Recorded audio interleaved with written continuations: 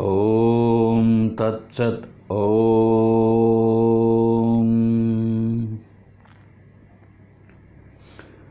నరుడెంత కాలమేనిన్ పరమంబగు ముక్తి పదము పడయకయున్నన్. నరుడెంత కాలమేనిన్ పరమంబగు ముక్తి పదము పడయకయున్నన్. పురుషవర అంతకాలము పురిని భంగి పుట్టి చావు పుట్టూలందున్. పురుషవర అంతకాలము పురిని భంగి పుట్టి చావు పుట్టూలందున్. హరి ఓం తత్సత్. కాకరపర్తి కృష్ణశాస్త్రి రచించినటువంటి సదాముక్తి సుధార్ణవం అమృత సముద్రంలో మనం మునకలు వేస్తూ ఉన్నాం. ఎటువంటిది అమృతం? సదా ముక్తిది. ఆ ముక్తి సదా ఎల్లప్పటికీ ఉండేటువంటి దాంట్లో మనం అటువంటి సుధ అమృతంలో ఉన్నాం. 2వ అధ్యాయంలో 23వ శ్లోకాన్ని చూద్దాం. ఈరోజు 23, 24 చూద్దామండి. పైన 22లో ఏం చెప్పాడు? తన కుమారుడు కంటే స్థూల దేహం అంటే తనకి ఇష్టం, స్థూల శరీరం కంటే సూక్ష్మ శరీరం ఇష్టం. ఇదంతా అయినా కూడా ఇవంతా ఏం లేవు, ఇదంతా ఆభాసే అని కొంచెం టూకీగా చెప్పడం జరిగింది. దాన్నే ఆభావాన్నే కొనసాగిస్తున్నారు రచయిత గారు ఈ అధ్యాయంలో 23వ శ్లోకంలో. ఆభాసమూలేన సూక్ష్మ శరీరే మిత్రతాత్మనః నచాన్యస్మిన్ స్థూల సూక్ష్మ దేహయోరనుబంధతః. స్థూలస్య సూక్ష్మమూలేన సంబంధస్థూలదేహతః పుత్రేణ తన్మూలతో హి తస్య మిత్రేణ జాయతే. మనం ఏం చేస్తున్నాం? తప్పుడు తెలివితో, అంటే వాస్తవం ఏంటో, నిజమేమిటో, సత్యమైనదేంటో అది లేకుండా ఇంకొక దాన్ని అధ్యాస చేసుకొని కల్పించుకొని భ్రాంతిలో పడిపోయి దాని ఆభాసగా ఈ ఆత్మ అనేదానికి స్థూల శరీరంతో సూక్ష్మ శరీరంతో కారణం 3 శరీరాలు ఉన్నాయి కదా, దీంతో సంబంధం ఉంది లేదా అన్నది తెలియకుండానే మనం ఏం చేస్తున్నాం? వాస్తవాన్ని ఆలోచించకుండా, శరీరమే ఆత్మను అనే దాన్ని గ్రహించకుండా ఈ శరీరంలోనే ఎక్కడో ఉంది ఆత్మ లేదా శరీరమే ఆత్మ అనే భ్రాంతిలో ఉంటున్నాం. వాస్తవానికి చూస్తే ఆత్మకు సూక్ష్మ శరీరం అనందే ఎక్కువ సంబంధం ఉంది. చెప్పుకున్నాం గతంలో. సూక్ష్మ శరీరం అంటే అంతఃకరణము, జ్ఞానేంద్రియాలు, కర్మేంద్రియాలు, పంచప్రాణాలు మొత్తం కలిస్తే 17. ఈ ఆత్మ చైతన్యం అనేది ఎక్కడ ప్రతిబింబిస్తున్నది? అంతఃకరణంలో ప్రతిబింబిస్తున్నది. కనుక సూక్ష్మ శరీరానికే ఎక్కువ ఆత్మతో సంబంధం. సరే, ఆ సూక్ష్మ శరీరాన్ని అనుసరించే దాన్నే యాతనా శరీరం అని, లింగ శరీరం అని పేరుతో పిలుస్తూ ఉంటారు కదా. ఇప్పుడు మనకు 3 శరీరాలు ఉన్నాయి. మెలకువ స్థాయిలో, జాగ్రత్త అవస్థలో ఈ జాగ్రత్త ప్రపంచంతో ముడిపడి సుఖ దుఃఖాలను అనుభవిస్తుండేదేమో ఇదో స్థూలంగా మన కళ్ళకు కనిపించేటువంటిది. ఈ కళ్ళకు కనిపించే దానిలో సూక్ష్మ శరీరం ఒకటి ఉంది. అది అసలైనటువంటిది, సుఖ దుఃఖాలను అనుభవించేది. దానికే ఎక్కువ సంబంధం ఆత్మతో. ఇది ఈ స్థూల శరీరం సూక్ష్మ శరీరానికి ఒక పనిముట్టు లాంటిది. దీన్ని బేస్ చేసుకొని, లేకపోతే సూక్ష్మ శరీరం ఈ జాగ్రత్త అవస్థలో తను అనుభవించడానికి ఎందుకు? ఈ శబ్ద స్పర్శ రూప రసగంధాదులు అనేటివి స్థూలంగా కనిపిస్తున్నాయి ఇప్పుడు మనకు. అవి కూడా అపంచీకృతం చెంది ఉండి అతి సూక్ష్మంగా ఉంటే అప్పుడు వేరే విషయం. కానీ స్థూలంగా ఉన్నాయి. ఇప్పుడు తీపు నాలుకకు అనుభవం అనుకోండి, రసము, అది రసం అంటే టేస్ట్, రుచి. అందువల్ల స్థూలంగా ఉంది. ఒక లడ్డు ఆకారంతోనో జిలేబీ ఆకారంతోనో ఉంది కనుక దానికి ఒక స్థూల పనిముట్టు కావాలి. ఇప్పుడు అదే స్వప్నావస్థలో అయితే స్థూల శరీరంతో అవసరం లేదు అది. ఎందుకని? అక్కడ నువ్వు తినే లడ్డు స్థూలంగా లేదు, కల్పించబడి ఉన్నది, సూక్ష్మంగా ఉంది కనుక నీ సూక్ష్మమైనటువంటి రసనేంద్రియం ఉందే దాంతో తీపితనాన్ని అనుభవిస్తూ ఉంటావు మన స్వప్నంలో. అక్కడ స్థూలంగా లేవు కనుక. ఇక్కడ మెలకువలో వచ్చేటప్పటికి ఈ స్థూలమైన పనిముట్ల ద్వారా స్థూల పదార్థాల అనుభవం జరుగుతున్నది జాగ్రత్త అవస్థలో. అయితే ఈ జాగ్రత్త అవస్థలో ఈ పనులు జరగడానికి సూక్ష్మ శరీరమే ఆధారం. ఈ సూక్ష్మ శరీరం ఎలా ఉంది అంటే దీనికి దగ్గరలోనే ఆత్మ చైతన్యం ఉంది కనుక ఇక్కడే ఎక్కువ ప్రతిబింబిస్తోంది. కనుక శాస్త్రం ఇక్కడ ఏం చెప్తున్నాడు? సూక్ష్మ శరీరే ఆభాసమూలేన, ఆభాస వల్ల ఈ సూక్ష్మ శరీరంతోనే సంబంధం ఉందే కానీ ఇక వేరే వస్తువులతో ఆత్మకు పెద్దగా దూర సంబంధాలేవి. ఈ సూక్ష్మ శరీరం ఉందే, ఈ సూక్ష్మ శరీరం ఈ తర్వాత దానివల్ల ఏమైంది? స్థూల శరీరం పనిచేస్తుంది. ఈ రెండు పరస్పర సంబంధంగా ఎప్పుడైతే ఏర్పడిందో, దేనికి సూక్ష్మ శరీరానికి స్థూల శరీరానికి ఈ పరస్పర సంబంధం ఒకదాన్నొకటి ఎప్పుడైతే ఉందో, వీటి మూలంగా ఈ స్థూల శరీరంతో స్థూల విషయాలు, ప్రపంచంలో జగత్తు స్థూలంగా కనిపిస్తున్నది కదా, దానితో సంబంధం ఏర్పడుతుంది. ఏమండి? ఇప్పుడు చెప్పుకుంటే ఇంతవరకు అదే సూక్ష్మ శరీరంతో అయితే స్వప్నావస్థలో సూక్ష్మ జగత్తు, అక్కడ మన మనసు ఏ ప్రపంచాన్ని సృష్టిస్తుందో అది సూక్ష్మంగా ఉంది, అక్కడ కూడా అన్నీ కనపడతాయి మనకు. అయితే అవన్నీ సూక్ష్మ పదార్థాలు, అనుభవించేది కూడా సూక్ష్మంగా ఉంటుంది. అయితే ఇప్పుడు మెలకువలో స్థూల శరీరంతో స్థూల ప్రపంచాన్ని అనుభవిస్తున్నాడు వీడు, జీవుడు అనబడేవాడు. ఆ ఉద్దేశంతో ఎప్పుడైతే సూక్ష్మ శరీరానికి స్థూల శరీరానికి సంబంధం ఏర్పడిందో, ఈ స్థూల శరీరానికి సంబంధించిన పుత్రుడు ఇష్టంగా ఉన్నాడు. ఇప్పుడు ఆత్మ అంటే ఆనందం, దానికి దగ్గరగా సూక్ష్మ శరీరం ఉంది, అందువల్ల ఆ సూక్ష్మ శరీరం ఆనందమయం. ఆ సూక్ష్మ శరీరంతో స్థూల శరీరానికి సంబంధం ఉంది, అందుకే స్థూల శరీరం ఆనందమయం. ఈ స్థూల శరీరంతో ఈ స్థూల ప్రపంచం, మొట్టమొదట్లో దగ్గరగా ఉండేవాళ్ళు భార్య, బిడ్డలు, చుట్టాలు, పక్క స్నేహితులు, వీళ్ళకి ఎక్కువ సంబంధం.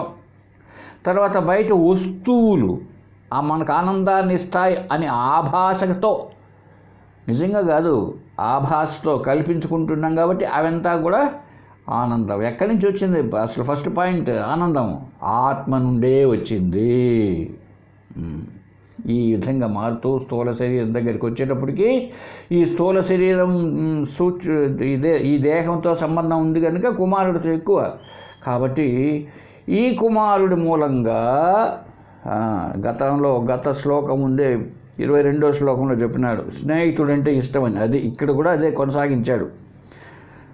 స్థూలస్య సూక్ష్మమూలేన సంబంధ స్థూలదేహతః. ఈ స్థూల శరీరానికి సూక్ష్మ శరీర సంబంధంతో ఏర్పడింది, సూక్ష్మ శరీరంతో స్థూల శరీరానికి సంబంధం ఏర్పడింది. ఎప్పుడు ఏర్పడిందో అప్పుడు మళ్ళీ ఏమైంది?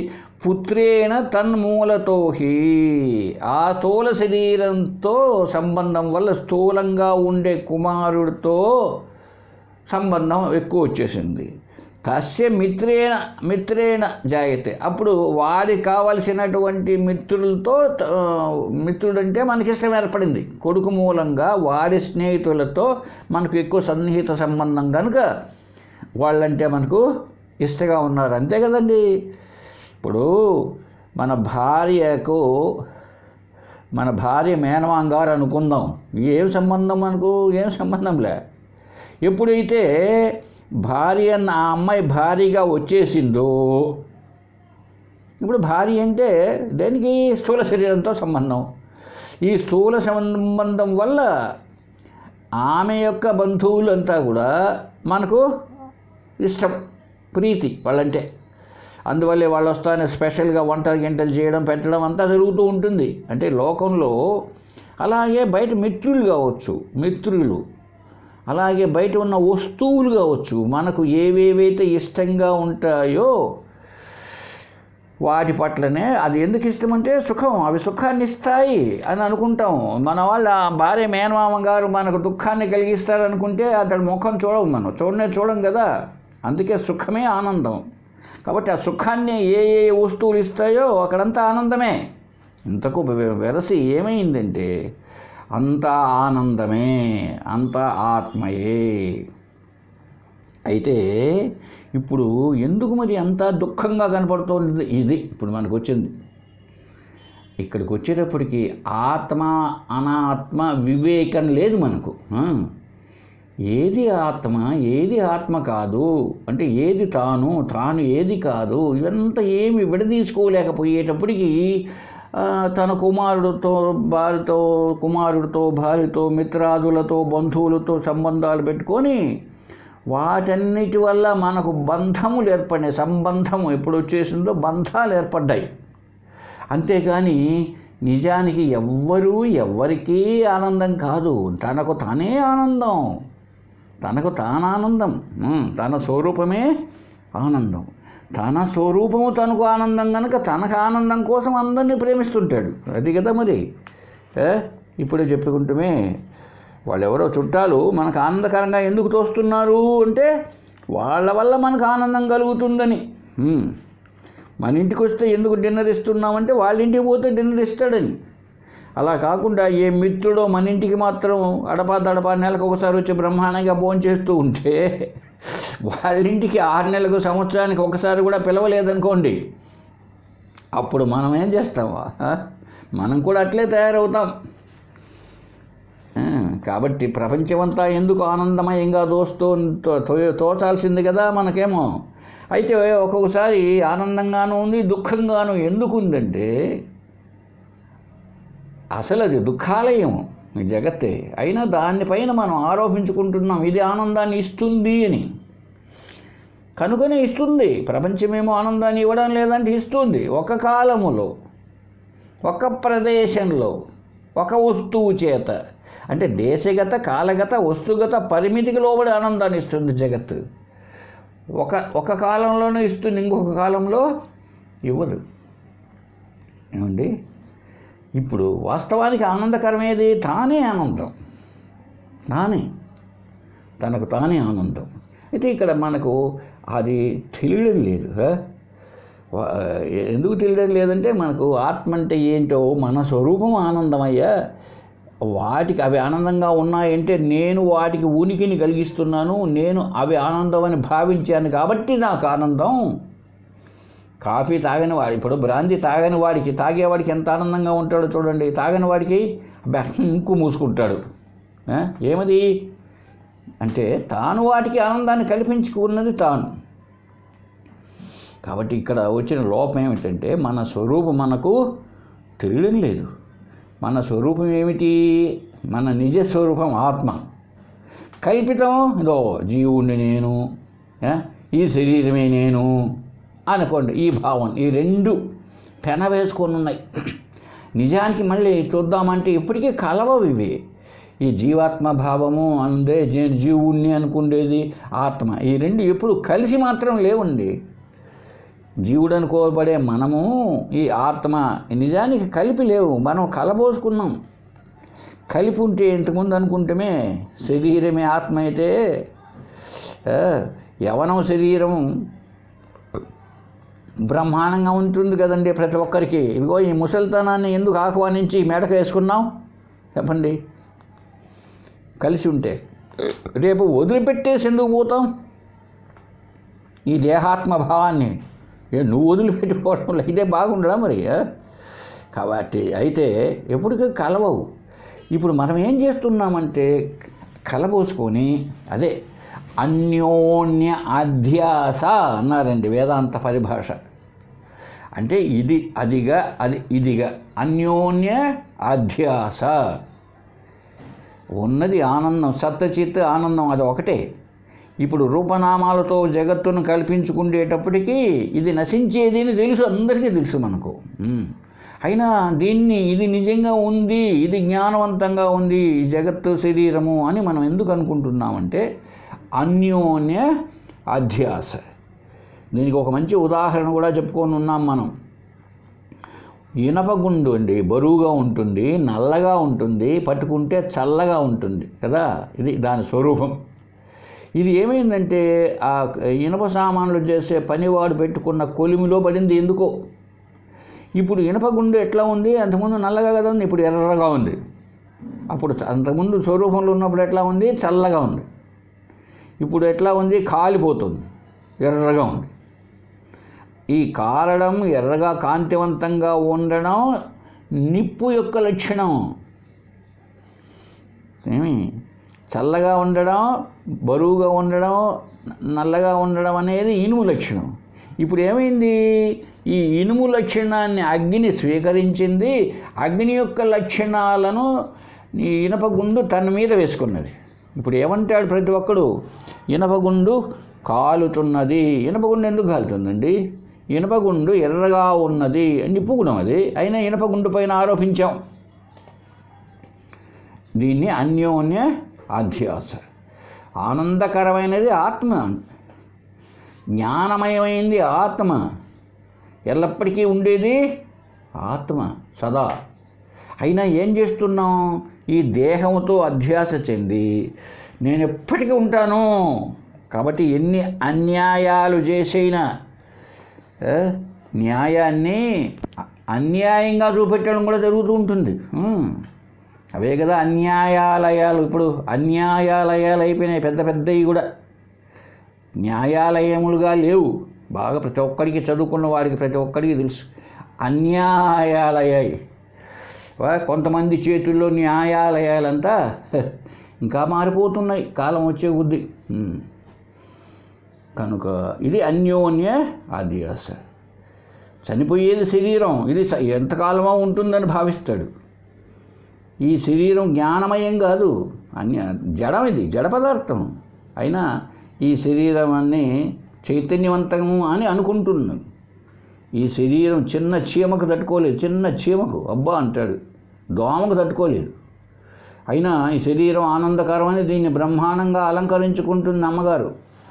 పక్కింటి ఆమె చూసి ఆమె చేయని బాగుంటే తనది బాగలేదంటుంది. అది ఎందువల్ల ఇదంతా పోలిక, ఒకటి పోల్చుకొని అధ్యాస పాలైపోయి ఈ ఆత్మానాత్మ వివేకం లేకపోయేటప్పటికీ దీనికి దాన్ని పోల్చుకున్నాం.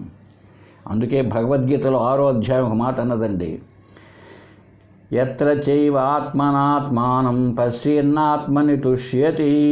చూడునైనా అర్జున, నిన్ను నీవే, ఎత్ర చైవ ఆత్మనా ఆత్మానం, నిన్ను నీవు నీలోనే నిన్నే అనుభవిస్తూ నీవే అయి ఉండి ఆనందమూర్తివై ఉన్నావు. అదే నీవేగా ఉన్నావు. అయితే ఈ అనుభవాన్ని పొందితే నువ్వు అక్కడికి వచ్చేటప్పటికి జీవాత్మ లేదు, దేహాత్మ లేదు, దేహమే ఆత్మ అనే భావం ఉండదు, జీవుడి ఆత్మ అన్నది ఉండదు. ఎందుకని ఆ దాంట్లో ఉన్నది ఒకటి, రెండు పదార్థం లేదు, అన్య భావాలు లేవు. నువ్వు ఒకటిగానే గమనిస్తే, ఒక్కటిగా అర్థం చేసుకుంటే నువ్వు ఈ అనేకమన్న మాటే లేదు, ఉన్నది ఒకటే.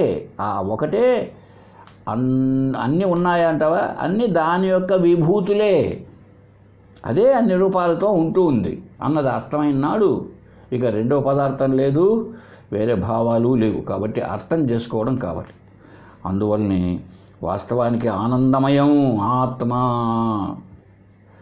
అంతేగాని జగత్తు ఆనందమయం కాదు. ఉండేది మూడు, జీవుడు, జగత్తు, ఈశ్వరుడు అనుకుంటే, వాస్తవానికి నన్ను అడిగితే జగత్తు కూడా లేదండి, ఉన్నది రెండే, జీవుడు, దేవుడు. జగత్ అన్నది ఏంటి, శరీరంతో పోల్చుకొని. అంతేగాని జగత్ అంటే శరీరమే, అన్ని శరీరాలే జగత్తు, అన్ని శరీరాలు, చీమ దోమ అంతా, రాయి రప్ప దగ్గర నుంచి మన శరీరం కూడా జగత్తే. ఇప్పుడు జీవుడుగా ఉన్న వీడే మేముండి జీవాత్మ కదా. ఈ జీవాత్మను బేస్ చేసుకొని మనం చూడనటువంటి ఒక ఆయన్ను కల్పించుకొని మెయిన్గా ఉన్నాం. రెండే, ఇదే ద్వైతం అంటే అనేకం అని అనుకున్నప్పటికీ జగత్ అన్నది ఒకటిగా లేదు, అన్ని శరీరాలు కలిస్తేనే కదా జగత్ అయింది. అయితే ఈ మన శరీరాలను పరిపాలిస్తున్నాడు అని ఒక ఆయన మనం ఎప్పుడైతే కల్పించుకున్నామో ఒక ఈశ్వరుడు వచ్చేసాడు. ఎప్పుడైతే ఈశ్వరుడు వచ్చాడో అది సమిష్టి జీవులకి అయిపోయింది. ఆయన పెద్దవి కూర్చున్నాడు. ఇప్పుడు ఇద్దరి మధ్య భేదం వచ్చేసింది. ఎవడి మధ్య? జీవుడి మధ్య, దేవుడి మధ్య. ఇక జగత్ అంటే జీవుడే కనుక ఈ రెంటి మధ్య కూడా ఈ భావాలన్నీ పోతాయి ఎప్పుడైతే నేనే కదా అని ఆత్మలో ఉంటే. అదే ఆత్మానందం. అనుభవిస్తూ ఉన్నది కాదు, విషయ వస్తువుల చేత అనుభవించడం కాదు, నీవే ఆనందం. ఇది అసలైనటువంటి అనుభవం, జ్ఞానం. ఇదే అసలైన అద్వైతం. కేవలం అంటే ఒకే ఒక నీవే. మళ్ళీ ఈ శరీరము అవన్నీ కలుపుకొని కాదు, ఏమీ లేనటువంటిది చూసినప్పుడు ఉన్నది ఒక్కటే. ఉన్నది ఒకటే. ఆ ఒకటే బ్రహ్మ లేక ఆత్మ. అది నీవే. నీవే అంటే మళ్ళీ ఈ కాళ్ళు చేతులు తలకాయతో పెట్టుకోడు కాదు. ఇవంతా దాని ఉపాధి. ఈ ఉపాధిని తొలగించి చూడు ఒక్కసారి, ఎక్కడ ఉంది అది? అన్ని ఉపాధుల్లో అదే అయినప్పుడు అది ఉన్నది ఒకటే. ఉపాధులు మిథ్య. అందువల్లనే జగత్ మిథ్య. ఒక్క శుభ్రంగా అర్ధశ్లోకేన ప్రవచ్యామన్నాడు శంకరులు. ఏమి నేను అర్ధశ్లోకంలో చెప్తానయ్యా విను. ఏమిటంట? జగన్ మిథ్య. జగత్ సత్యం కాదు, అది మిథ్య. జగత్ మిథ్య. జీవో బ్రహ్మైవ నాపరః. జీవుడే బ్రహ్మ, ఇంక వేరే కాదు. చూడండి ఎంత గొప్పగా చెప్పాడు. జగత్ అన్నది నిజంగా లేదు. ఈ జీవుడు అనబడేవాడు ఈశ్వరుడే, బ్రహ్మయే. ఉన్నది ఒక్కటే. అంటే జీవుడే బ్రహ్మ అంటే మళ్ళీ జీవుడు ఒకడు, బ్రహ్మ ఒకటి అని కాదు. ఎవరినైతే నువ్వు జీవుడు అనుకుంటున్నావు వాడే బ్రహ్మ. ఇక మూడు లేవు అప్పుడు. జగత్ లేనిదే జీవుడు అంటున్నావు, వాడే బ్రహ్మ. ఇది అద్వైతం.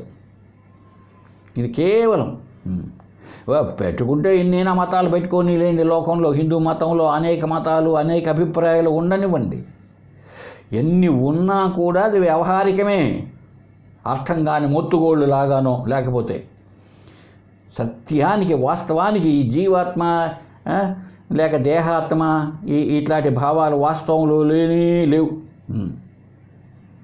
ఈ అనుభవించేవాడు ఉన్నాడే భోక్త అంటామే వాడిని, వాడు జీవుడు కదా. అలాగే అనుభవించబడేది ఒకటి ఏదో ఎదురుగా ఉందనుకుంటామా భోజ్యం. అలా ఏ భేదము లేదండి, ఉన్నది ఒకటే. ఎందుకు? అదే జ్ఞానం, అదే సత్, అదే ఆనందం. అంతేకాని రెండవ ఆ ఉన్నది అదే. ఏమండి, ఇప్పుడు మీకు చిన్న ఉదాహరణ చెప్తాను. ఒక సముద్రం దగ్గర పోయి నిలబడుకున్నామండి. అదేంటిది? సముద్రం. సముద్రము జలవాహిని, అంత జలరాశి ఎంత లోతు ఉన్నదో, ఎంతవరకు సముద్రము అని అంటున్నాం. కానీ దాన్ని కూడా కొన్ని పేర్లు పెట్టి, వాస్తవానికి ఎక్కడ కట్టే గట్టులు లేవు దానికి. ఈ బంగాళాఖాతం నుంచి ఈ పసిఫిక్ వరకు కూడా కలిసే ఉంది. అంతా నీరే, అంతా జలరాశి, అద్భుతమైన లోతైన ఎంతో జలరాశి. ఆ నీరే సముద్రం అంటే నీరే. దాన్ని మనం సముద్రం అంటున్నాం అనుకోండి. ఒక చిన్న అల, ఒక పెద్ద అల, అనేక అలలుగా పోల్చుకున్నాం అనుకోండి. అమెరికా వరకు, పసిఫిక్ సముద్రం వరకు ఎన్ని ఉన్నాయి చెప్పండి అలలంతా. ఏంటిది? సముద్రమే కదా. ఏ అలను పట్టుకున్నా సముద్రమే. సముద్రంలో పుట్టి, సముద్రంలో పెరుగుతూ, సముద్రంలో ఉంటూ, సముద్రంలో నశించేది సముద్రం కాక వేరే ఎలా అవుతుంది చెప్పండి? మనం చూస్తున్నాం విడివిడిగా, అంతే కదా. కొంచెం మనసు పెట్టి చూడండి, సముద్రం దగ్గర పోయి చూడండి ఒకసారి. వేరే పసిఫిక్ కాడికి, అట్లాంటిక్ మనం పోకపోయినా అవన్నీ పేర్లు ఖండాలుగా భాగిస్తున్నాం, అంతేగాని లేదా ఎక్కడ కూడా కట్ చేసి దానికి మధ్యలో గెనాలు ఏదో అంటారు భాగింపులు లేవు. ఇది ఒకసారి కన్యాకుమారి పోయి చూస్తే తెలుస్తుందండి అందరికీ. కన్యాకుమారికి పోతే బంగాళాఖాతము, అరేబియా సముద్రము, హిందూ మహాసముద్రం 3 అని అంటూ ఉంటారే. అక్కడ పోయి నిలబడుకుంటే ఎక్కడా లేదు, అంతా నీరు చుట్టూ. అట్లా చూసినా కూడా అయితే ఇట్లా చూసి తూర్పు వైపుకు, సూర్యుడు ముల్చే వైపుకు చూసి ఇది ఓహో తూర్పు కదా, ఇది బంగాళాఖాతం కదా. పడట వైపు చూసి అక్కడ మనం సూర్యుడు కుంకే వైపుకు, లేకపోతే ఎక్కడ పడకుండా ఏది కూడా తెలియదు సరిగా. అలా అంటున్నామే కానీ అసలు లేదనుకోండి. సరే బాగానే ఒకటే అనుకో, మెడ్రాస్ దగ్గర పోయి చూడండి బంగాళాఖాతాన్ని. ఎన్ని అలలు పుడుతున్నాయా? లేదు. సరే పుట్టుతున్నాయి అనుకుందాం. ఎక్కడ? సముద్రంలోనే, అంటే నీళ్ళల్లోనే అనేకం ఉంటున్నాయా? ఉంటున్నాయి. అక్కడెక్కడో పుట్టి మన వరకు వచ్చేస్తున్నాయి కదా, గట్టు వరకు ఉంటున్నాయి. నశిస్తున్నాయా? నశిస్తున్నాయి. మరి ఎవరిచే జనించు, ఎవరివల్ల అయితే పుడుతూ ఉందో జగము, ఎవని లోపల నుండు లీనమై ఎవని ఎందుడింది. ఒక్కసారి భాగవతం పద్యం అర్థం చేసుకోండి. ఇప్పుడు సముద్రాన్ని చూస్తూ మీరు ఆ పద్యం యొక్క మొదట్లైన భాగవతంలో గజేంద్ర మోక్షంలో ఉంది కదా, పద్యం అందరికి వస్తుంది. మరి ఎందుకు తెలియదు మనకు. ఇప్పుడు ఆ సముద్రంలోనే అన్నీ పుడుతున్నాయి, అలలు పుడుతున్నాయి. ఒకసారి అలలు లేస్తే నీళ్ళన్నీ పైకి లేస్తున్నాయి. మనం ఒడ్డును కానీ ఉంటే మన పైన కూడా వచ్చి పడుతున్నాయి. ఏంటి నీటి చుక్కలు, ఆ నొరగ వస్తుంది లాస్ట్కి. ఆ నొరగ ఏమిటి? ఆ అలలు ఏమిటి? అంతా సముద్రమే. అలాగే ఏ ఒక్క అలను పట్టుకున్నా సముద్రాన్ని పట్టుకున్నట్టేనండి. అల వేరే, సముద్రం వేరే కాదు. ఏ ఒక్క నీటి బిందువు మన పైన పడిందంటే సముద్రమే. కాబట్టి ఇలా అర్థం చేసుకున్నప్పుడు భేదం లేదు. భగవద్గీతలో అదే చెప్పడం జరిగింది. వేత్తాసి వేద్యంచ పరంచ ధామ. వేత్తాసి తెలుసుకునేవాడు, వేద్యము తెలియబడేది. ఎంత గొప్పగా ఉందో చూడండి 11వ అధ్యాయంలో. వేత్తాసి వేద్యంచ పరంచ ధామ. ఇదంతా పరబ్రహ్మమే. ఎవరు? ఈ వేత్తాసి తెలుసుకునేవాడు, వేద్యం తెలుసుకోబడేది. రెండు ఒకటేనయ్యా. తెలుసుకునేవాడు ఒకటే, తెలియబడేది ఒకటే. రెండు కలిసి ఒకటే, రెండు లేవు అక్కడ. ఇంకా చెప్పడం జరిగింది. యథా దీపో నివాతస్థః నేంగతే సోపమా స్మృత యోగినః యతచిత్తస్య యుంజతో యోగం ఆత్మనః. గాలి లేని చోట దీపం ఎట్లయితే బాగా చక్కగా నిశ్చలంగా నిటారుగా ఉంటుందో, అలాగే ఈ మోక్షేచ్ఛ, నాకు మోక్షమే కావాలి అనే కోరికతో, ఆత్మనే పొందాలి అనేటువంటి భావనతో, మంచి అభ్యాసం చేత, మంచి సద్గురు దగ్గర ఏమి అద్వైత అభ్యాసం అంటే ఎలాగా ఉంటుందో తెలుసుకొని దాని చేత ఎవడైతే అటువంటి మనస్థితి, కదలన్నటువంటి మనస్సు ఇంక మళ్ళా కదలదు ఎక్కడికి. అంటే రెండవది వికల్పం లేదు ఇంకా, అది కరెక్ట్. నువ్వు అర్థం చేసుకొని, అభ్యాసం అంటే ఇదే, అర్థం చేసుకోవడమే. ఎవరికైతే ఉంటుందో అదే అద్వైత అనుభవం, అదే ఆత్మస్వరూపం, అది కేవలం అదే ఆనందమయం, ఆనందఘనం. ఇక దీంట్లో భేదం ఏది లేదు. ఇదే అద్వైతం అంటే ఇదే. కాబట్టి మొదట్లో ఏమి ఉండాలి? మోక్షేచ్ఛ ఉండాలి. ఇది ఉండాలి బాగా గట్టిగా. చనిపోయే లోపల నేను మోక్షాన్ని పొందాలి, జీవన్ముక్తిని పొందాలి. చచ్చిపోయిన తర్వాత మళ్ళీ ఏ జన్మ ఎత్తుతామో మనకు తెలియదు. ఒకవేళ నేను ఎంతో పుణ్యకార్యాలు చేశాను, పైకి పోతాను అంటే ఇదే భగవద్గీత చెప్తుంది. క్షీణే పుణ్యే మర్త్యలోకమిషంతిరే. నాయన నువ్వు సంపాదించుకున్న పుణ్యం కాస్త కరిగిపోతుంటే మళ్ళీ నిన్ను మెడబెట్టి దోస్తారు, నాయన మళ్ళీ వచ్చి పడతావు భూలోకంలో. కనుక ఏనాటికైనా జన్మ రాహిత్యం కావాలన్నది కలిగి, ఆత్మ అంటే నేనేనని తెలుసుకోనే కోరిక కలిగి, మంచి అభ్యాసం. ఏంటది అభ్యాసం? చిత్తశుద్ధి కలగడం కోసం నిష్కామ కర్మలు లాంటివి, పూజలు, యాత్రలు ఇట్లాంటివి. ఆ తర్వాత ఏకాగ్రతను పెంచుకునేదానికి ఒక గురువు ద్వారా ఎలానో ఉపాసన లేక జపము, ధ్యానము లాంటివి. ఆ తర్వాత శాస్త్రబోధ, శాస్త్రమే. తస్మాత్ శాస్త్రం ప్రమాణంతే కార్యకార్య వ్యవస్థితౌ.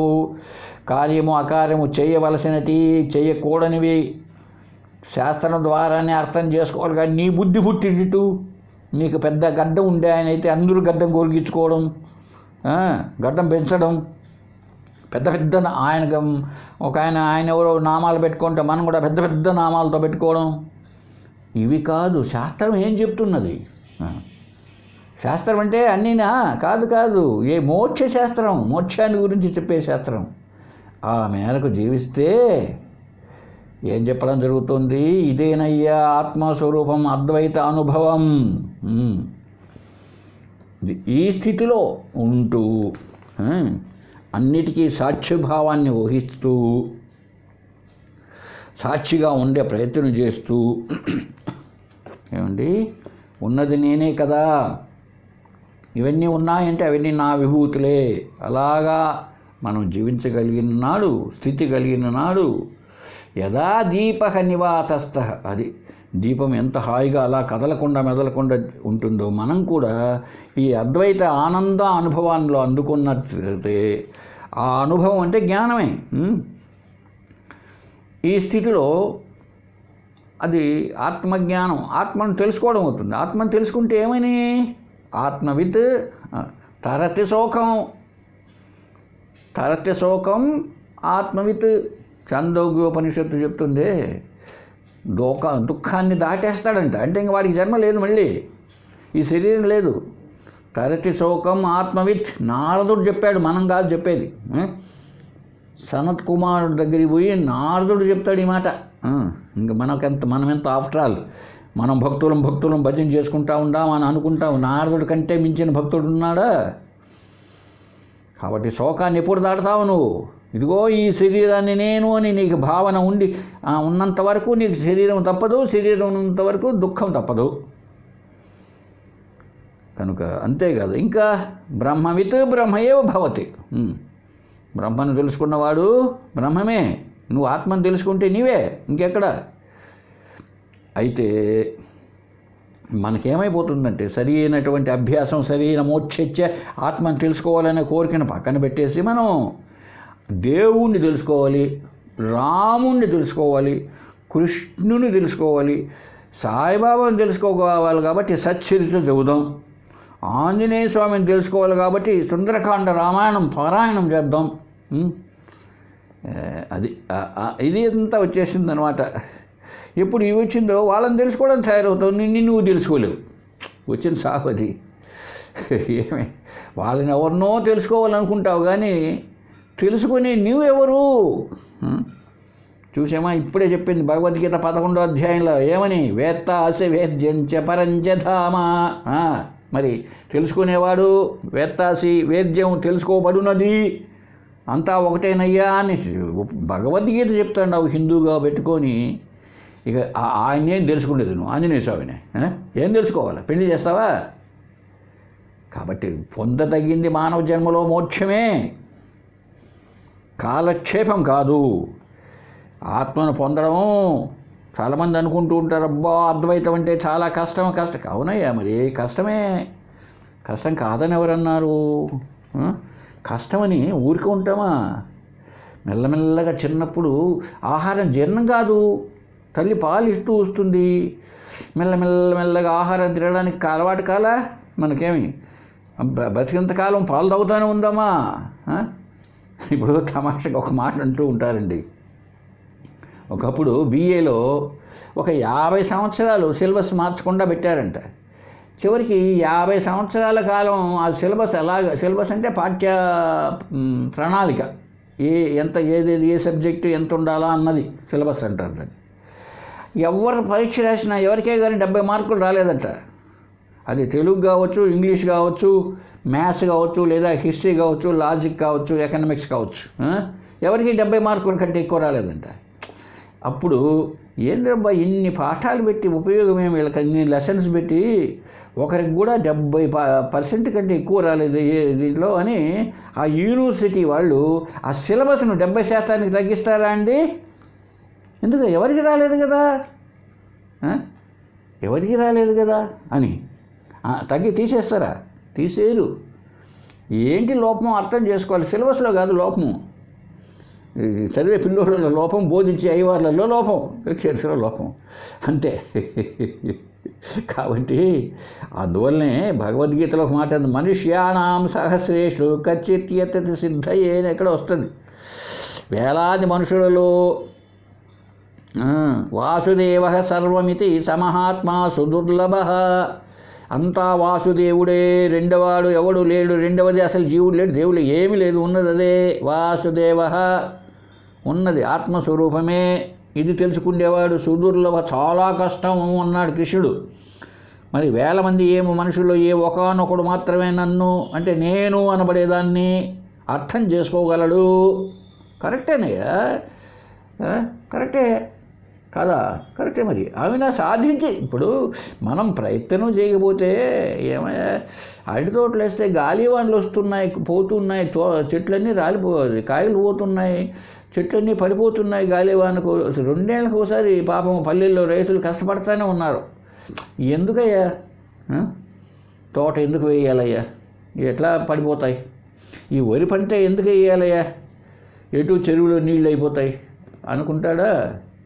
ఎందుకయ్యా చదివేది, పంపించేది కాలేజీకి, హై స్కూల్కి?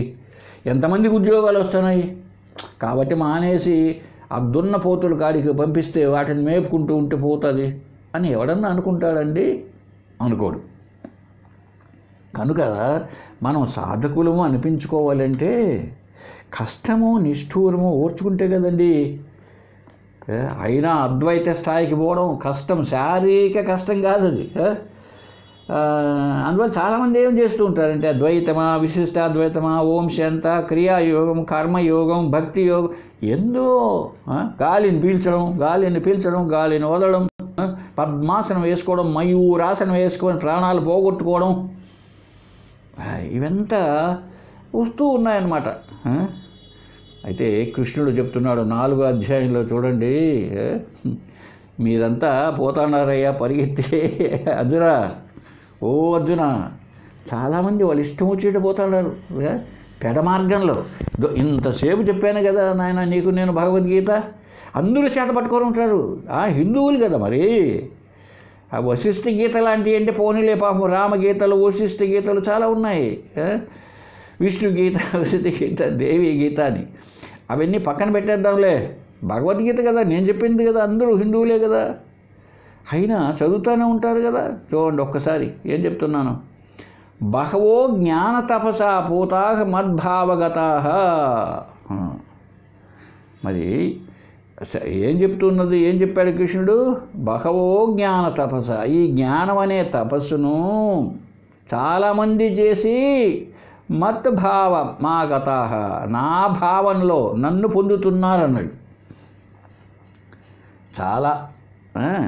చాలామంది కష్టపడి జ్ఞాన తపస, జ్ఞానం అనే తపస్సు చేసి, అడిగి పోయి కాదు, జ్ఞానం అనే తపస్సు, తపహ అనే పదానికి విచారణే అని కూడా ఉందండి. డిక్షనరీ చూస్తే మీరు సాంస్క్రిట్ డిక్షనరీలో తపహ అనే పదానికి అర్థం తప్పింపజేయడం అంటే భగవద్గీతలోనే చెప్తుంది మనకు. శారీరక తపస్సు, వాచక తపస్సు, మానసిక తపస్సు అని ఇవి. అయితే అర్థంలో చూస్తే తపహ అంటే విచారణే. విచారణ అంటే ఏది? ఆత్మానాత్మ విచారణ.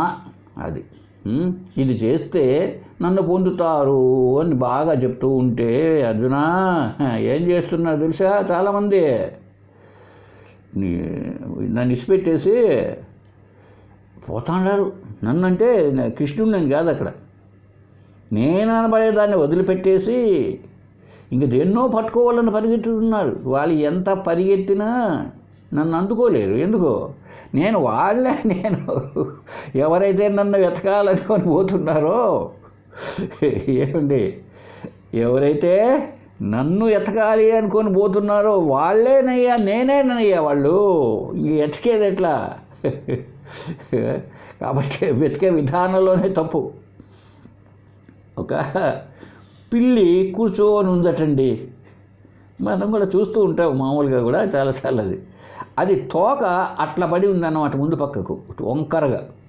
ఇప్పుడు పిల్లి తోక ఒకటే కనిపించింది, తన ముడ్డి దానికి కనపడలేదు. తోకను చూసి ఇది వేరే పిల్లి యొక్క తోక ఉన్నట్టుంది అని ఆ తోకను పట్టుకుందాం అనుకుందన్నమాట. పిల్లి పట్టుకుందామని ఎగిరి దూకింది, తోకను పట్టుకున్నదానికి. టకీన తోక మళ్ళీ ఈ పక్క పట్టుకున్న చూస్తే తోక, అది ఎక్కడైతే పిల్లి తోక ఉన్నది అనుకోని తను పట్టుకోవాలనుకున్నదో ఆ తోక కాస్త దీంతో పాటు తిరిగింది ఈ పక్కకు, ఇటు పక్కకు తిరిగింది. మళ్ళీ చూసింది పిల్లి, ఒరే తోక పట్టుకోలేకపోతేనే అని చూస్తే ఇటు ఎక్కడే ఉంది మళ్ళీ, అదేమో వెనకాలనే. అది పట్టుకోవాలన్నా ఊరికే ఉంటే మంచిదా? ఇప్పుడు ఎక్కడ పట్టుకుంటుంది అది? అది తన తోకే, తను పట్టుకోవాలని ఎగిరినప్పుడల్లా తోక కూడా దాంతోపాటు ఎగురుతుంది. తోకను పట్టుకోవాలని పిల్లి ప్రయత్నం చేసినప్పుడు ఎగిరినప్పుడు తోక కూడా దాంతోపాటు వెళ్తుంది. ఇంక పట్టుకున్నది ఎట్లా దాన్ని? ఇప్పుడు ఏం చేయలేదు, అది ఊరికే కూర్చొని ఈ తోక నాదే కదా, నేనే కదా పిల్లిని, అహం మార్జాల, అహం క్యాట్ స్వరూప అని అర్థం చేసుకోవాలి. ఇప్పుడు అది అంతే కదండి. పిల్లిని తోకను పట్టుకోగలుగుతుందా చెప్పండి? ఇది చివరికి వచ్చేటప్పటికి. అయితే కాలం కదా, మనసులు ఎంత ఉంటాయో, మనువులు ఎంత ఉంటాయో మనసులు అన్నీ ఉంటాయని అందువల్ల చెప్తున్నాడండి శాస్త్రంలో. ఎంత చేయాలన్నా ఈ జీవాత్మను పరమాత్మను, ఈ జీవాత్మ అనేవాడు పరమాత్మను చేర్తాడంటాడు. ఏమి ఎవరు కూడా అసంభవం. అది జీవాత్మ పరమాత్మను చేరడం అసంభవం. నువ్వు భేద బుద్ధి పెట్టుకొని ఎంతకాలం అని నువ్వు దేవుడు వేరే జీవుడు వేరే, దేవుడు వేరే జీవుడు వేరేగా భావిస్తూ ఉంటాడో, భావించేంత వరకు అది అసంభవమే. ఎందుకని అది దేన్నైతే నువ్వు పరమాత్మ అనుకుంటూ ఉన్నావో తత్ త్వం అసి, అది నీవే ఉన్నావు. చూసారండి, పొరపాటున కృష్ణ భక్తులంతా ఉన్నారనుకోండి, ఊరికి తమాషకి చెప్తున్నా. ఒక ఆయన వచ్చాడు అనుకోండి, కృష్ణుడు వచ్చేసాడు పొద్దున్నే మన ఇంటి దగ్గరికి. ఎవరండి ఇంట్లో అన్నాడు. ఆయన అమ్మగారు ఉన్నారనుకోండి, ఆయన లేడు అనుకోండి ఇంట్లో, స్నానం చేస్తున్నాడు ఇంట్లో. అమ్మ అయ్యగారు ఉన్నారా అన్నా అంటాడు కృష్ణుడు వచ్చేసి. ఆయన స్నానం చేసి చూసి, బా ఎవరే భలే ఉంది నీ వేషం అంటాడా? స్వామి వచ్చితివా కృష్ణ అంటాడా? చెప్పండి, భలే ఉంది ఆ వేషం. ఏ ఊరు పగటి వేషగాళ్ళు మీరు, ఎక్కడి నుంచి వచ్చినారు అంటాడా? కృష్ణ యదుభూషణ నరసక అని కానీ, కస్తూరి తిలకం లలాట ఫలకే వక్షస్థలే కౌస్తుభం అంటాడా? కాబట్టి ఎవరు వచ్చినా, ఎందుకని కృష్ణుడు చచ్చిపోయింది ఆయనకు తెలుసు. కృష్ణ శరీరం చనిపోయింది అందరికీ తెలుసు. కాబట్టి అనుకోవటమే పొరపాటు. అదేదో చెప్తూ ఉంటారండి పిల్లలకి రామాయణంలో. ఏదో శ్రీరామచంద్రుడు చిన్నప్పుడు చంద్రుడిని చూసి చంద్రుడు కావాలని ఏడ్చాడంట వాళ్ళ అమ్మ కౌశల్యమ్మ దగ్గర. నాకు చంద్రుడు కావాలి, అదో ఆ చంద్రుడు కావాలి, ఆ చంద్రుడు కావాలని ఆకాశంలో. ఆమె ఎంతసేపు చెప్పినా ఆమె నిజం చెప్తోంది. నాయన చంద్రుడు రాడురా, వాడు అట్లే ఉంటాడు అక్కడే, నాకు తెచ్చిపెట్టమని. అప్పుడు వాడెవడు మంత్రి సుమంతుడు మంత్రి వస్తానని చెప్పింది ఎదురుగా, చూడయ్యా ఏడిపిస్తాడు పిల్లవాడని. అప్పుడు ఆయన ఇంట్లోకి పోయి అద్దం తెచ్చాడంట. అద్దం తెచ్చి ఇచ్చాడు ఒక పొజిషన్లో, ఎవరికి? రాముడి చేతిలో. ఇప్పుడు ఎక్కడున్నాడు తెలిసినా? ఎవరు? ఆ చంద్రుడు రాముడు యొక్క చేతిలో అద్దంలో ఉన్నాడండి. అప్పుడు సంతోషపడినంట, అమ్మా నా చేతి చిక్కాడమ్మా చంద్రుడు అని ఎగిరి గంతేసాడంట. అలాగా అర్థం కానంత వరకు మాత్రమే ఈ ద్వైతాలు, ఇష్టాద్వైతాలు, ఇస్కాన్లు, యోగాలు అంతా. కాబట్టి ఎప్పుడైతే మనం తగినటువంటి శ్రద్ధ తీసుకుంటామో అప్పుడు మాత్రమే ఈ జ్ఞానం అలవడుతుంది. అలా కానంత వరకు జీవాత్మ వేరే, జగత్తు వేరే, ఈశ్వరుడు వేరే అన్న భావాలే ఉంటూ ఉంటాయి. మన గమ్యం, మనం అందుకోవాల్సిన గమ్యం దూరంగా పోతూ ఉంటుంది. అంతేకాకుండా చాలామందిలో ఏముంటుందంటే, ఈ అద్వైతం అనేటప్పటికీ అబ్బా ఈ భగవద్గీత సంస్కృతంలో ఉంది, ఈ ఉపనిషత్తులు సంస్కృత భాషలో ఉన్నాయి, ఈ బ్రహ్మసూత్రాలు మనకు తలకెక్కడికి ఎక్కుతాయి, పురాణం చెప్పుకుంటే పోతుంది, భారతం ఈజీగా ఉంటుంది, చాలా తేలిగ్గా ఉంటుంది అనుకుంటూ ఉంటారనమాట. ఇదే కదా, ఈ మూడే కదా భగవద్గీత, ఉపనిషత్తులు. దీన్నే ప్రస్థానత్రయం అంటారు. మిగిలిన గ్రంథాలన్నీ ప్రకరణ గ్రంథాలు అంటారు. ఇప్పుడు మనం చెప్పుకుంటే సదాముక్తి సుధార్ణవం కూడా ప్రకరణ గ్రంథం. అంటే ఈ ప్రస్థానత్రయంలో ఉండేటువంటి భావాలతో ఉన్న శ్లోకాలే ఉంటాయి. అందువల్ల ఈ మూడే మనం హిందూ మతంలో పొందవదగింది. ప్రస్థానత్రయం, భగవద్గీత, ఉపనిషత్తులు, బ్రహ్మసూత్రాలు. ఇవి అధ్యయనం చేయాలి. ఒకటో రెండో కనీసం ఉపనిషత్తులు, కొంతన్నా భగవద్గీత, కొద్దిపాటిగానైనా బ్రహ్మసూత్రాలు, అప్పుడు మాత్రమే నిశ్చయం అవుతుంది. చాలామంది ఏం చేస్తారు, ఇదంతా ఎక్కడ అబ్బా మనకు అంత తలకి ఎక్కవు. మరి తలకి ఎక్కే ప్రయోగం చేయాలి. నువ్వు తలకి ఎప్పుడు ఎక్కుతుంది? బాగా భక్తిని పెంచుకొని హాయిగా కూర్చొని ఎట్లయితే అర్జునుడికి నిర్వేదం కలిగిందో అలాగే స్వామి నాకెందుకు ఇచ్చావయ్యా తండ్రి ఈ విధవ శరీరాన్ని అని కళ్ళ నీళ్లు పెట్టుకుంటే దేవుడి దగ్గర కూర్చొని ఆయన యొక్క కృప దయ కలిగితే నీకు చిత్తశుద్ధి, ఏకాగ్రత అన్నీ కలిసి వచ్చి మంచి గురువు, మంచి శాస్త్రము, యూట్యూబ్ లేకపోతే మంచి వాళ్ళ ఉపన్యాసాలు, మంచి గ్రంథాలు లభ్యమవుతాయి. ఇదంతా కాదులే అనుకున్నావా? ఏదో సామెత చెప్తారు, ఆవు పాలు పితకడం కష్టమని గాడిద పాలు కోసం పోయినా అంట ఒకడు. ఏమండి, ఆవు పాలు పితికేది కష్టం అనుకొని గాడిద పాల దగ్గర పోయాడంట. అలా అవుతుంది. అలా అయ్యి ఇన్నైనాయి. ఇప్పుడు మన హిందూ మతంలోనే ఇన్ని రకాలుగా ఎట్లా జీవాత్మ వేరే పరమాత్మ వేరే అనే భావన పెరిగిపోయి చివరికి ఆ దేవుడు ఉన్నాడే వాడు వీడు జీవుడు, వీళ్ళు ఎప్పటికి కూడా కష్టాలు పడుతూనే ఉంటారు పాపం.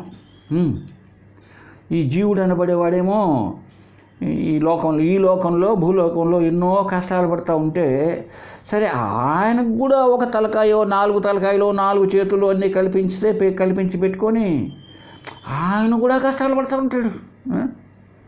కాబట్టి ఇప్పుడు వీళ్ళిద్దరి మధ్య ఐక్యం ఎలా అవుతుంది చెప్పండి ఒక్కసారి. ఈయన పాటికి ఈయన కష్టాలు, ఆయన పాటికి ఆయన కష్టాలు. అంతేకాకుండా ఇంకా కొంతమంది ఏం చేస్తారు, వీళ్ళిద్దరే కాదు జగత్తు కూడా అవుతుంది అని 3, జీవుడు, జగత్తు, ఈశ్వరుడు, 3 ఉన్నారు. కాబట్టి వీళ్ళు కల్పించుకొని ఇంకా రకరకాలైనటువంటి వ్రతాలు, నోములు, యజ్ఞాలు, యాగాలు, దర్శనాలు, తీర్థయాత్రలు, నదుల్లో మునగడాలు, ఇంకా రకరకాలైనటంత ఇంకా అది కాదు ఇది కాదు, ద్వైతం కాదు, విశిష్టాద్వైతం కాదు, శంకరాద్వైతం కాదు, శివాద్వైతం కాదు, ఎన్నో లేండి. ఇంకా ఇవన్నీ ఏంటివో ఇవన్నీ అసలు అర్థం కాకుండా. కాబట్టి ఎంత వదిలిపెట్టేసి అద్వైతంని స్థాయిని పొందాలి. అద్వైత స్థాయి అంటే ఏంటి? ఉన్నది ఒకటే, అది ఆత్మ. అదే కదా ఇదే. అందువల్లనే మనం నిరాశ పడకూడదు. అదే ఇంతకుముందు కూడా చెప్పాను, ఇప్పుడే చెప్తున్నామే. భగవద్గీతలో 7వ అధ్యాయంలో ఉందండి, మనుష్యానాం సహస్రేషు కచ్చిత్ యతతి సిద్ధయే యతతామపి సిద్ధానాం కచ్చిన్మాం వేత్తి తత్వతః. మనుష్యానాం సహస్రేషు, వేలు అంటే 1000s అని అర్థం చేసుకోకూడదు, అనేకమని. అనేకాన్ని సంస్కృతంలో సహస్రం అంటారు. 1000 అని అర్థం ఉంది. సహస్ర శేష పురుష, ఆ పరమాత్మకు 1000 తలలు ఉంటాయి అంటే 1000 అని అర్థం చేసుకోకూడదు. ఎందుకని 1000 కండ్లు 1000 కాళ్ళు అన్నాడు. అట్లా ఉంటుందా? ఉండదు. కాబట్టి 1000 కొలది మనుషుల్లో ఖచ్చితీయతతి, ఎవడో ఒకడు అంట, 1000 కొలదిలో ఎవడికో ఒకడికి బుద్ధి పుడుతుందంట. యతతామపి సిద్ధానాం, అట్లాంటి సిద్ధపడినటువంటి వాళ్ళు ప్రయత్నం చేసే వాళ్ళల్లో ఏ ఒకడు కచ్చిత్ మాం, ఆ కచ్చిత్ ఎవడో ఒకడు మాం నన్ను వేత్తి తత్వతః, సత్యముగా తెలుసుకోగలడు అని కృష్ణుడు అర్జునుడితో చెప్పాడు. ఏంటండి 1000 కొలది వాళ్ళల్లో ఏ ఒకానొకడో ప్రయత్నం చేస్తాడంట తెలుసుకోవాలని. అట్లా తెలుసుకోవాలనే ప్రయత్నం చేసే 1000 అనేక మందిలో ఏ ఒకానొకడో తత్వతః వ్యక్తి సత్యముగా తెలుసుకోగలుగుతాడంట. ఇప్పుడు డౌట్ రావచ్చు, ఏంటి బావా 1000 కొలదంటున్నావు నువ్వు తెలియకుండా ఎక్కడ? అసలు మీ పట్టణంలో అయినా నువ్వు అందరికి తెలిసిన వాడివే కదా. చూసారంటే ఎంత కాంట్రాడిక్షన్ ఉందో ఇక్కడ. మధురా నగరంలో కృష్ణుడు తెలిసిన వాడు ఎవడన్నా ఉంటాడా? తెలియనివాడు ఏమండి? మధురా నగరంలో ఆయన వాళ్ళ అన్నగారు బలరామరాజు గారి పాలనలో అందరూ ఈ కృష్ణరాజుని చూసిన వాళ్ళే కదా. మరి ఎందుకు చెప్పాడు ఇక్కడ 1000 మందిలో 1000 మందిని నన్ను చూసేదానికి తెలుసుకోవడానికి ప్రయత్నం చేయలేదంట. అట్లా తెలుసుకోవడానికి ప్రయత్నం చేసిన అనేక మందిలో ఏ ఒకానొకడో సత్యంగా తెలుసుకోగలుగుతాడంట. ఇట్లాంటి కాంట్రాడిక్షన్ పోగొట్టుకోవాలి మనం. అలా కాకుండా కృష్ణుడిని తెలుసుకుంటే దానికి అనేక మంది అన్నామట్ట కుదరదు. కాబట్టి నన్ను తెలుసుకోవడానికంటే నేను తెలుసుకోవడం అదండి. నేనంటే ఎవరు? అహం బ్రహ్మాస్మి, బ్రహ్మ లేక ఆత్మ. అనేక మంది అనేక ప్రయత్నాలు చేసుకోవచ్చు ఆత్మ అంటే ఏంటో తెలుసుకోవడానికి. ఆత్మ అంటే పరమాత్మ లేక దేవుడు అంటే తెలుసుకోవడానికి అనేక మంది కాశీకి పోయి తెలుసుకుంటారు. అనేక మంది ఇక్కడ ఉంటాడు రామేశ్వరం సముద్రంలో ఉంటాడని సముద్రం అంతా ఎతుకుతారు పోయి పాపం. ఇంకా కొంత అనేక మంది వేల మంది లక్షల మంది తిరుమల కొండపైన ఉంటాడు అని వెతుకుతూ ఉంటారు. చూడండి, అనేక మంది ఎక్కడంటే అక్కడ చెంపలు కొట్టుకుంటూ గుళ్ళు గోపురాలు తిరుగుతూ ఉంటారు అర్జున. ఇటువంటి అనేక మంది ఆడికి సరిపెట్టుకుంటారు. కాశీ పోస్తారు ఇంటికాడ మామూలు, రామేశ్వరం పోస్తారు ఇంటికాడ మామూలు జీవితం. కనుక ఇలా ప్రయత్నం చేసే వాళ్ళలో ఒకానొకడు మాత్రమే నన్ను సత్యత తెలుసుకోవాలని ప్రయత్నం చేస్తూ ఉంటాడు. అంటే ఆ నేనంటే ఏంటో, ఆత్మ అంటే ఏంటో తెలుసుకోవడానికి ప్రయత్నం చేస్తాడు అని చెప్పడం జరిగిందండి భగవద్గీత. నేను చెప్పడం కాదు, మనం చెప్పుకోవడం కాదు. కాబట్టి ఆ ఒకటి మనమే అవుదాం, ప్రయత్నం కొనసాగిద్దాం. కాబట్టి ఏం లేదు ఇక్కడ, అర్థం చేసుకోవడానికి మనసు ఇష్టపడ్డమే. ఇలాగా ఉంటేనే, అంతేగాని ఊరికే వాదనలు పెట్టుకొని జీవాత్మను గురించి జగత్తు గురించి వాదన చేసి ఎవరికి అసలు నీవు శ్రద్ధ పెట్టి వాదన చేస్తే ఏమండి, శాస్త్రరీత్యా వాదన చేసి తెలుసుకుంటే పర్వాలే. అలా ఉండదు వితండవాదము. అంటే నువ్వు అవునంటే నేను కాదు, నేను కాదంటే అవును, ఏం ప్రయోజనం? శాస్త్రరీత్యా శాస్త్రాలు వేదాంతం బోధించే శాస్త్రాలు ఎలా ఉన్నాయో అప్పుడు తర్కం చేసి బోధిస్తే కనుక ఏం చేయాలి మనం? ఆత్మ అంటే పరమాత్మ, అది నీవే, అది నేనే, నీవు అనుభవించేది అదే. కాబట్టి దానికోసం ప్రయత్నం చేయగాకు, అది నీవని తెలుసుకోవడానికి ప్రయత్నం చెయ్యి అని చెప్పబడుతోందండి శాస్త్రం. మిగిలింది నెక్స్ట్ క్లాస్లో చూద్దామండి. ఓం సహనావతు సహనౌ భునక్తు సహ వీర్యం కరవావహై తేజస్వినావధీతమస్తు మా విద్విషావహై. ఓం శాంతి శాంతి శాంతి. హరి ఓం తత్సత్.